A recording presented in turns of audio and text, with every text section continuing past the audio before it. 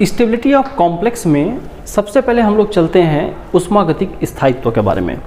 थोड़ा सा बात हो चुका है इंट्रोडक्शन में और दोनों के डिफरेंशिएट जिस समय किए थे, फिर भी एक बार हल्का सा मैं रिपीट करते हुए आगे बढ़ रहा हूँ कि ऊष्मागतिक स्थायित्व को यहाँ पर संकुल के बनने के दौरान देखा जाता है ना।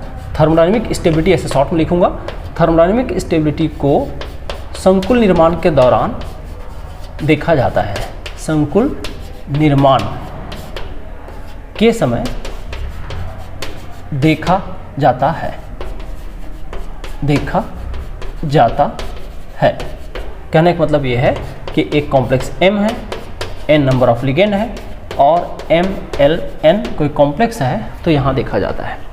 और दूसरा चीज़ ये है कि इस प्रोसेस में डेल्टा G का वैल्यू जितना ज़्यादा नेगेटिव होगा उतना ज़्यादा थर्मोडायनेमिक स्टेबिलिटी होगा। और दूसरा चीज़ K का वैल्यू जितना ज़्यादा होगा, है ना, K का वैल्यू जितना ज़्यादा होगा उतना ज़्यादा थर्मोडायनेमिक स्टेबिलिटी होगा। ये भी है, ये दो चीज़ हम पीछे से जान चुके हैं, है ना।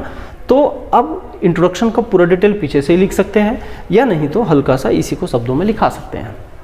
यहाँ पर स्टेबिलिटी को डील करने के लिए ध्यान देना, स्टेबिलिटी को डील करने के लिए डेल्टा जी और के को भी आपस में रिलेट किया जा सकता है। कैसे देखें, डेल्टा जी इक्वल टू होता है -2.303 nRT log के साम्यावस्था स्थिरांक के इक्विलिब्रियम लिखा हूँ, यही के इक्विलिब्रियम स्टेबिलिटी कांस्टेंट कहलाता है ना। तो इस संबंध से ये दोनों आपस में संबंधित है, ठीक है भाई, ये संबंध से संबंधित है। तो जब स्टेबिलिटी की बात करते हैं ना, स्टेबिलिटी की, तो ये वैल्यू होना चाहिए नेगेटिव, इसको नेगेटिव होने के लिए इसको होना चाहिए पॉजिटिव, इसको पॉजिटिव होना चाहिए और इसको क्या होना चाहिए, नेगेटिव होना चाहिए, तब ये स्टेबिलिटी बहुत अच्छी होती है। अब ये पॉजिटिव कब होगा भाई, ये पॉजिटिव तब होगा जब प्रोडक्ट का जो कॉन्सेंट्रेशन है, उत्पाद का कॉन्सेंट्रेशन है और अभिकारक रिएक्टेंट का जो कॉन्सेंट्रेशन है उनमें अनुपात इस तरह से ऐसा हो। अब देखो, इसको पॉजिटिव बड़ा करने के लिए, पॉजिटिव और बड़ा हो, क्योंकि लॉग लगा है, लॉग अगर पॉइंट में भी हो गया 0.5 ऐसा हो गया तो लॉग का वैल्यू नेगेटिव हो जाएगा। लॉग 1 से ऊपर होना चाहिए, 1 और 1 से ऊपर होना चाहिए। तो कहने का मतलब ये क्या होना चाहिए, ग्रेटर देन 1 भी होना चाहिए, है ना। ये पूरा लॉग का वैल्यू पॉजिटिव, इसका मतलब ग्रेटर देन 1 होना चाहिए। अब ग्रेटर देन 1 होने के लिए इसको होना चाहिए बड़ा, इसको होना चाहिए छोटा। अब ये बड़ा होगा मतलब ये प्रोडक्ट की कंसंट्रेशन ज़्यादा होगा कंपेयर टू रिएक्टेंट। तो ये इनडायरेक्टली बता रहे हैं कि स्टेबिलिटी को कैसे इक्विलिब्रियम कांस्टेंट और डेल्टा जी से जोड़ा जा सकता है, ठीक है भाई। मैं क्या बोला, वापस बोलता हूँ कि इस पूरे हिस्से को पॉजिटिव होना जरूरी है ताकि ये नेगेटिव बना रहे, है ना। तो इसको पॉजिटिव होने के लिए इस के का वैल्यू 1 या 1 से ऊपर होना चाहिए। log 1 कर दूंगा तो फिर 0 हो जाएगा, 1 तो 1 से ऊपर होना चाहिए, इतना बोल दूँ, ये 1 से ऊपर होना चाहिए। और 1 से ऊपर होने के लिए प्रोडक्ट की कॉन्सेंट्रेशन ज़्यादा, रिएक्टेंट की कॉन्सेंट्रेशन कम होना चाहिए। इसका मतलब सीधा है कि प्रोडक्ट की सांद्रता ज़्यादा होना चाहिए रिएक्टेंट के सांद्रता से, कॉन्सेंट्रेशन से। तो ये इसका डीलिंग की कैपेसिटी है। कहने का मतलब यहाँ है साम्यावस्था स्थिरांक का एक बड़ा रोल है ना। तो यहाँ पर लिख सकता हूँ कि थर्मोडायनेमिक स्थायित्व में साम्यावस्था स्थिरांक एक महत्वपूर्ण रोल प्ले करता है, भूमिका निभाता है ना। थर्मोडायनेमिक स्टेबिलिटी में इक्विलिब्रियम कांस्टेंट, है ना, इक्विलिब्रियम कांस्टेंट के इक्विलिब्रियम, इसको इक्विलिब्रियम कांस्टेंट बोलेंगे, साम्यावस्था स्थिरांक बोलेंगे, दोनों तरह चलेगा, का महत्वपूर्ण रोल है, महत्वपूर्ण भूमिका है, ठीक है। अब लिख सकते हैं कि इन थर्मोडायनेमिक स्टेबिलिटी के equilibrium has an important role. तो ये जो थर्मोडायनेमिक स्टेबिलिटी में के इक्विलिब्रियम की महत्वपूर्ण भूमिका है, ये हमने बात किया है ना। अब हमारे पास टॉपिक क्या आ गया, अब एक तो डील करना है इसको, डेल्टा जी नेगेटिव ऑटोमेटिकली हो जाएगा अगर के इक्विलिब्रियम पॉजिटिव हो तो, है ना, मतलब के से 1 से बड़ा हो तो बेसिकली हमको डेल्टा जी पर ज़्यादा जाने की ज़रूरत नहीं है, हम के इक्विलिब्रियम पर जाएँ तो भी हमारा काम हो सकता है। तो अब सवाल उठता है कि के इक्विलिब्रियम क्या है। तो के इक्विलिब्रियम एक इक्विलिब्रियम कांस्टेंट ही है। सपोज पहले मैं के इक्विलिब्रियम के बारे में बता दूं, के इक्विलिब्रियम को हम लोग इक्विलिब्रियम कांस्टेंट बोलते हैं। एक तो इक्विलिब्रियम कांस्टेंट, ठीक है, ये इक्विलिब्रियम कांस्टेंट कहलाएगा।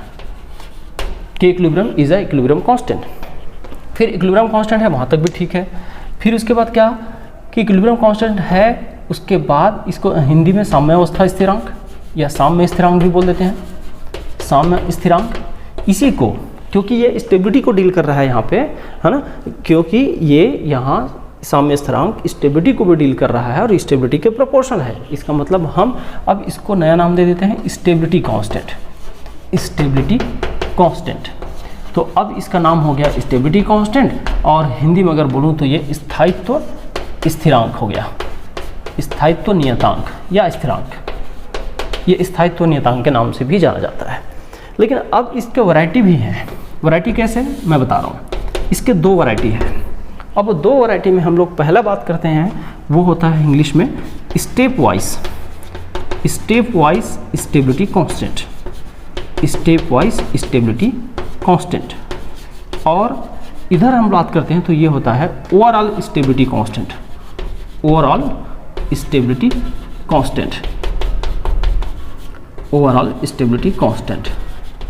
ठीक है, स्टेप वाइज को का जो नोटेशन है उसको कैपिटल के से रिप्रेजेंट करते हैं, और यहाँ का जो नोटेशन है उसको बीटा रिप्रेजेंट करते हैं। कई बार बीटा बोल देते हैं, ओवरऑल कई बार के भी बोल देते हैं। ठीक है, अभी हो सकता है डिफ्रेंशिएट करते वक्त मैं बीटा बोलूँगा, बाद में भूल जाते हैं, या के ही सबसे कॉमन हो जाता है, तो इधर भी के बोल देते हैं, उधर भी के बोल देते हैं। लेकिन अभी फिलहाल अलग करना है, इसलिए मैं के और बीटा थोड़ा सा नोटेशन अलग कर रहा हूँ। ठीक है, बुक भी कई बार आगे बीटा को हटा देता है और के ही यूज़ करता है। तो खैर अभी हम लोग डिफ्रेंशिएट करना जरूरी था। अच्छा, हिंदी में अगर मैं बोलूँगा तो यहाँ पर नाम थोड़ा हिंदी में थोड़ा मुश्किल होगा, लेकिन फिर भी कोशिश करते हैं। स्टेप वाइज इस चरणबद्ध बोल सकते हो, स्टेप वाइज को चरणबद्ध, चरणबद्ध या पदीय चरणबद्ध, है ना। और ओवरऑल को बोल सकते हैं पूर्ण, और बाकी जोड़ लेना स्टेबिलिटी कांस्टेंट, अभिक्रिया स्थिरांक या स्थायित्व स्थिरांक।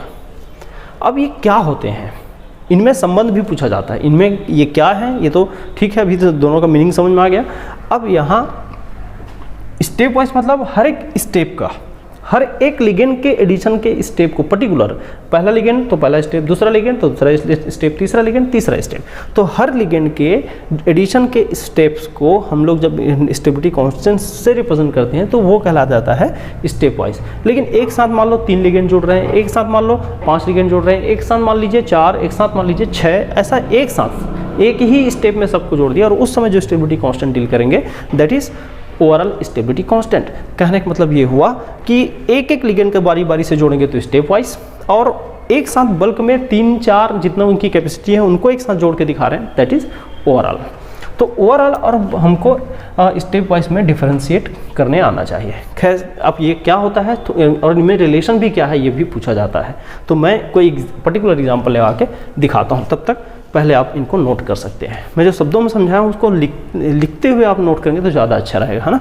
जैसे यहाँ पर ये पुराना इंट्रोडक्शन है, फिर उसको थोड़ा सा डिटेल किया हूँ, यहाँ तक लाया हूँ, फिर यहाँ पर के बारे में बात करूँ, फिर के इक्विलिब्रियम छोटा सा टॉपिक साइड हेडिंग बन जाता है, फिर उसको हम लोग डील कर रहे हैं अब। ठीक है, और यहाँ पर इंट्रोडक्शन में क्या लिख सकते हो कि ये साम्यावस्था स्थिरांक है, इसे स्टेबिलिटी कांस्टेंट भी कहा जाता है, क्योंकि ये स्टेबिलिटी के समानुपाती होता है। फिर ये 2 प्रकार का होता है, इसका नाम, और फिर हम एग्जाम्पल करेंगे, फिर इसी में संबंध आ जाएगा। ठीक, तो पहले नोट करें इसका इतना, फिर बात करते हैं। ध्यान दें कि स्टेबिलिटी कांस्टेंट 2 प्रकार के होते हैं, एक हम लोग बोलते हैं स्टेप वाइज और दूसरे ओवरऑल, हम बात कर चुके हैं। इसका नोटेशन जनरली के होता है, कैपिटल के, और इधर को हम लोग रिप्रेजेंट करते हैं जनरली बीटा से। ठीक है, एक तरफ के और दूसरी तरफ बीटा, इस तरह से ये चलता है।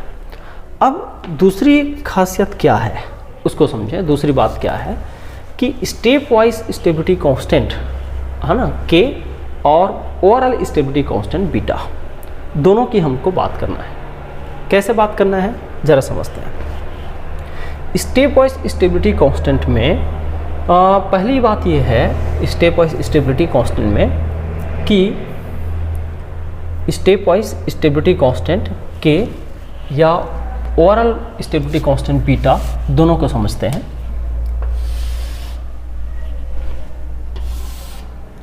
हाँ, दोनों को समझते हैं। देखें, चलिए एक एग्जांपल लेते हैं।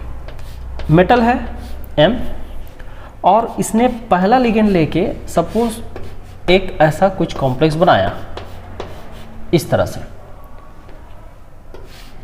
ये है ना, दोनों साम्य अवस्था में है। और इस समय एक कांस्टेंट हमने इंडिकेट किया K1 नाम से, कैपिटल K1। तो ये थर्मोडायनेमिक स्टेबिलिटी कांस्टेंट है, तो ये बिल्कुल इक्विलिब्रियम कांस्टेंट की जैसे ही होगा। प्रोडक्ट की कंसंट्रेशन होता है और डिवाइडेड बाय रिएक्टेंट की कंसंट्रेशन, और सामने कोई संख्या होता है तो उसको पावर में ले जाते हैं या घात में ले जाते हैं, तो ऐसा कोई सामने संख्या नहीं है। ठीक है, ये हो गया पहले स्टेप का। दूसरा, अब क्या किए, इसी वाले को, ये जो ml बना है ना, ml, हमने इसी में कुछ नया और जोड़ दिया, एक लिगेंड और जोड़ दिया। अब वो क्या हो गया, अब ये हो गया Ml2। अब ये Ml2 हो गया, तो यहाँ का जो स्टेबिलिटी कांस्टेंट है उसको हमने अब K2 इंडिकेट कर दिया, और K2 इंडिकेट करके इसका जो फॉर्मुलेशन कैसे किए, यहाँ देखना कि M ये L2 concentration divided by Ml concentration, और Ml कंसंट्रेशन के साथ साथ L का कंसंट्रेशन, ये लीजिए होगा। चलिए एक स्टेप और लगाता हूँ। सेकेंड स्टेप से जो प्रोडक्ट हमको मिला है Ml2, उसी में हमने क्या किया है, अब एक लिगेंड और जोड़ दिया, तो ये हो गया Ml3 टाइप का प्रोडक्ट। और यहाँ पर जो कांस्टेंट बना उसको हमने K3 बोल दिया। अब K3 बोल दिया तो क्या होगा, यहाँ से देखें Ml3 और डिवाइडेड बाय क्या कर दूँ, यहाँ से Ml2 और यहाँ से L, इस तरह से 3 काफ़ी है। मैं और ज़्यादा जा सकता हूँ, लेकिन अभी 3 तक रोक रहा हूँ फिलहाल। ठीक है, केवल मुझे रिलेशन समझाना है, इसलिए इसको इक्वेशन नंबर 1 बोल देता हूँ, इसको इक्वेशन नंबर 2 बोल देता हूँ, इसको इक्वेशन नंबर 3 बोल देता हूँ। अब क्या करता हूँ कि ओवरऑल क्या है, ओवरऑल स्टेबिलिटी कांस्टेंट क्या है। मान लीजिए इन तीनों स्टेप को एक साथ मुझे दिखाना है, तो मैं कैसे दिखाऊंगा कि M + 3L और यहाँ से Ml3 लिख सकता हूँ ऐसा। ये देखो सीधा फाइनल में पहुँच गया। कहाँ शुरू किया, यहाँ से शुरू किया और तीनों लिगेंड को एक साथ ले लिया। तो यहाँ का जो स्टेबिलिटी कांस्टेंट है उसको बीटा से रिप्रेजेंट करो, और ये थर्ड नंबर का स्टेप दिखा रहा है एक साथ, है ना, ये थर्ड के बराबर दिखा रहा है, इस पर बीटा3 लिख दिया हूँ। और इसका जो वैल्यू सेम फॉर्मुलेशन का स्टाइल है, Ml3 concentration divided by M और यहाँ से L2⁻3। ये हो गया सेकेंड टाइप का। तो 1 2 3 और ये हो गया फोर्थ, इक्वेशन नंबर 4। अब क्या करना है, दोनों को हमको रिलेट करना है। तो दोनों को रिलेट करने के लिए कि equation number 1, equation number 2, equation number 3 का जो इक्वेशन रिएक्शन है उसको इक्वेशन नंबर 4 के रिएक्शन से रिलेट करना है। तो हम क्या करते हैं, ज़रा देखिएगा, एक काम करते हैं, मैं ऐसा चाह रहा हूँ कि इक्वेशन नंबर 1 2 3 को ऐसे अरेंज करूँ कि 4 निकल जाए, है ना, मतलब इन्हीं तीनों को आपस में रिलेट करता हूँ। तो मैं क्या करूँ, ज़रा देखिए, equation 1 multiplied by 2 multiplied by 3, ये मुझे अंदाज है कि इक्वेशन 4 के बराबर आएगा, लेकिन अभी करके देख लेता हूँ। मैं पूरे इक्वेशन नहीं लिख रहा हूँ, मैं केवल इक्विलिब्रियम कांस्टेंट के जो एक्सप्रेशन है उसको लिख रहा हूँ। जरा देखो, तो फर्स्ट क्या है, फर्स्ट है M इंटू L, ठीक है। सेकेंड फॉर्मूला क्या है भाई, Ml2, ठीक है, अपॉन Ml इंटू L, ठीक है। थर्ड क्या है, थर्ड है, थर्ड को देखें, थर्ड Ml3 अपॉन Ml2 और यहाँ से L, ठीक है।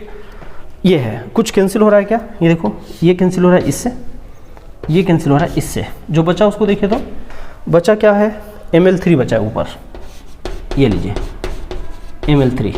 नीचे क्या बचा, नीचे एक M बचा, ये हमने लिख दिया, और L कहाँ है, 1 2 3, 3 जगह L है, तो L का पावर 3 है।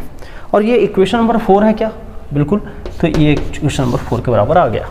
इसका मतलब क्या हुआ, है ना, इसका मतलब ये हुआ, हेंस हम लिख सकते हैं, इसलिए K1 multiplied by K2 multiplied by K3 equals to β3, ये इसका संबंध हो गया।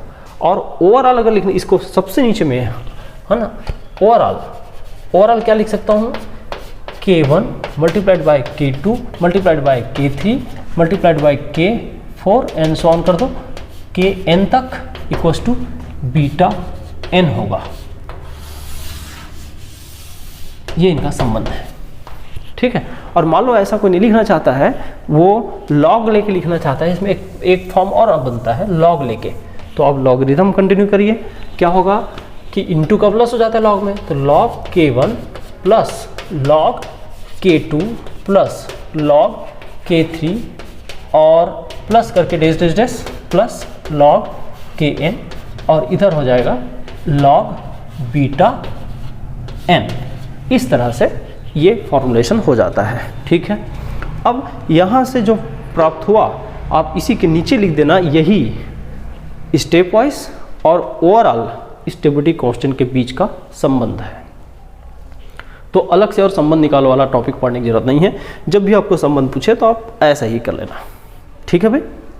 नोट करें, ये इंपॉर्टेंट क्वेश्चन है, पूछे जाने वाला है।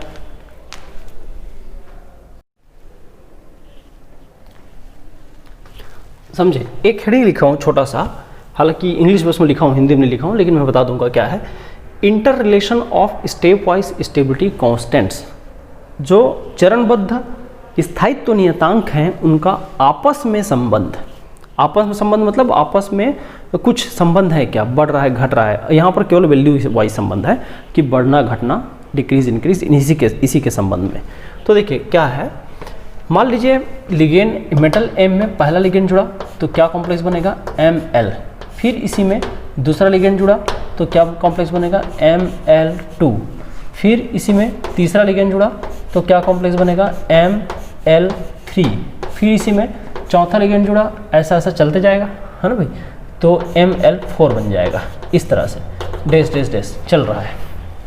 तो जो यहाँ का स्टेबिलिटी कांस्टेंट उसको हमने दिया था K1, यहाँ का K2, यहाँ K3 सब कैपिटल है, और ये K4 और एन सॉन कहाँ तक चल देंगे अपन कि ये L जुड़ा और MLN बना, तो ये KN तक, ठीक है। अब हुआ क्या कि हमने आपस में संबंध तो देख लिया है ओवरऑल और स्टेप वाइज स्टेबिलिटी कांस्टेंट का, लेकिन अब करना ये है कि इन स्टेबिलिटी कांस्टेंट का मैं खुद में रिलेशन पूछ रहा हूँ। इंटर रिलेशन मतलब इन्हीं का आपस में, है ना। इंटर में यहाँ लिखा हूँ स्टेबिलिटी कांस्टेंट का इंटर रिलेशन, ठीक है। तो याद रखिएगा ओवरऑल, मैं इन जनरल एक्सेप्शन केसेस को छोड़ के इन जनरल मतलब सामान्यतः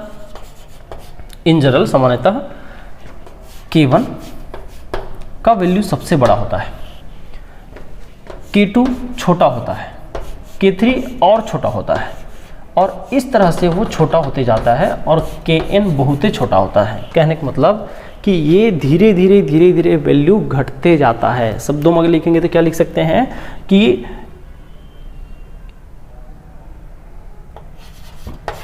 स्टेप वाइज, है ना, स्टेप वाइज स्टेबिलिटी कांस्टेंट का मान, मैं मिक्स करके लिख रहा हूं, का मान क्रमिक रूप से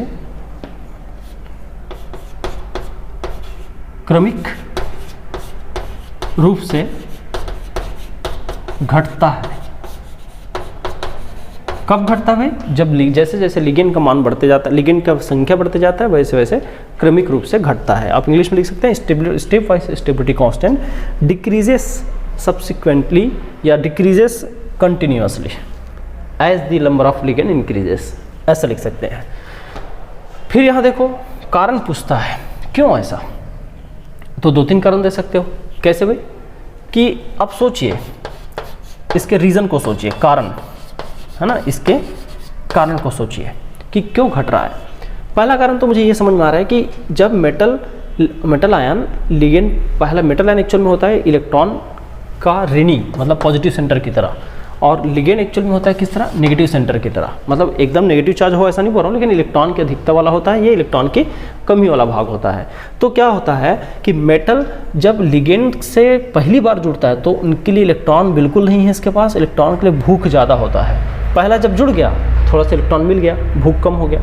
अब और देखिए दूसरे के लिए अट्रैक्शन उतना नहीं है जितना पहली बार में था, क्योंकि इलेक्ट्रॉन इसको मिल रहा है। उसके बाद तीसरे के लिए फिर कम हो गया, चौथे के लिए फिर कम होगा। तो धीरे धीरे मैं क्या बोल सकता हूँ, जैसे जैसे लिगेंड जुड़ते जाता है वैसे वैसे मेटल को, धातु को लिगेंड की आवश्यकताएं या ज़रूरत कम होने लगती है, और उस समय ये धीरे धीरे लिगेंड को जोड़ने का पावर या खींचने का पावर कम कर देता है ना। तो यहाँ लिख सकते हैं क्या, यही एक मुख्य कारण है।